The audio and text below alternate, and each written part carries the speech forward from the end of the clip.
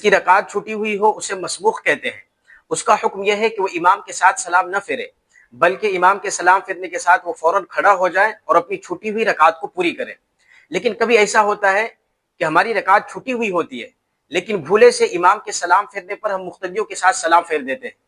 ایک طرف سلام پھیر دیتے ہیں یا دونوں طرف سلام پھیر دیتے ہیں، پھر ہمیں یاد آتا ہے کہ ہماری رکعت چھٹی ہوئی ہے اور اپنی رکعت پوری کرنے کے لیے ہم کھڑا ہوتے ہیں۔ تو اس کا حکم یہ ہے کہ اگر ہم نے صرف ایک طرف سلام پھیرا ہے، امام کے سلام پھیرنے کے ساتھ ہم نے ایک طرف سلام پھیر دیا، پھر ہمیں یاد آیا تو اپنی چھوٹی ہوئی رکعت کو ہم پوری کریں، آخر میں سجدہ سہو کر لیں تو اس سے نماز ہو جاتی ہے۔ اور اگر ہم نے دونوں طرف سلام پھیر دیا پھر یاد آیا کہ ہماری رکعت چھٹی ہوئی ہے، تو اس صورت میں تفصیل ہے کہ اگر ہم نے دونوں طرف سلام پھیر دیا، پھر سلام پھیرنے کے فوراً بعد ہمیں یاد آ گیا اور ابھی ہم نے نماز کے منافی یعنی نماز کو توڑنے والا کوئی عمل نہیں کیا، مثلا ابھی ہم مسجد میں چلے پھرے نہیں، ہم نے کسی سے بات چیت نہیں کی اور ہمیں یاد آ گیا، تو اس صورت میں یہ حکم یہ ہے کہ اپنی چھٹی ہوئی رکعت کو پوری کرے، آخر میں سجدہ سہو کر لے، نماز ہو جائے گی۔